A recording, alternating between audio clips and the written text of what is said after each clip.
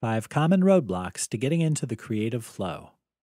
You know the feeling. There's a deadline looming and your mind has gone completely blank. Nothing. Nada. It's like your brain is frozen. Luckily, the latest research shows us that the most common roadblocks to creativity and how to move past them and get on with the job. 1. Fear of failure. Most people are afraid of failing because they see it as a one-way street to disaster, rejection, and a stain on their reputation forever. Perversely, fear of failure is the mirror image of perfectionism. The idea that nothing you can do will be good enough, and that this failure defines your identity. Fear of failure means you're less likely to take risks, and you put off even starting. And those are two things that can kill creativity stone dead. Redefine creativity as a series of experiments, with failure as kind of a course correction and an inevitable part of the process. 2. There's not enough time. The ticking clock is another creativity killer.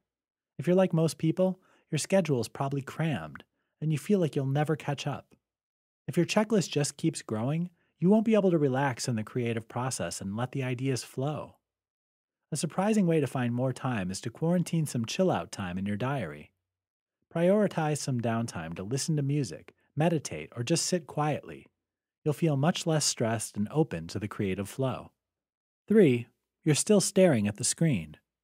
Sitting at your desk staring at the computer or the blank page is not a good way to get creative. If you've been trying to write or problem solve and it's just not happening, the best thing you can do is go for a walk or make a coffee. Get out of the environment that's keeping you stuck, get moving, and your mental gears can disengage and relax enough to be ready when inspiration strikes. 4. You're feeling negative. Negative thinking can stop creativity in its track. If you're sitting there frowning and thinking you can't do it, you're pretty much guaranteeing that you won't be able to do it. Pessimism and negative self-talk set up a vicious cycle of gloom and low energy. Reject that self-defeating attitude and give yourself a pep talk.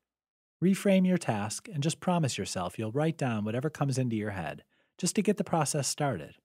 Remember, first drafts are invariably not your best product, because that's what a first draft is for. You've done good work before, you'll do it again. Tell the muse you're ready and get writing.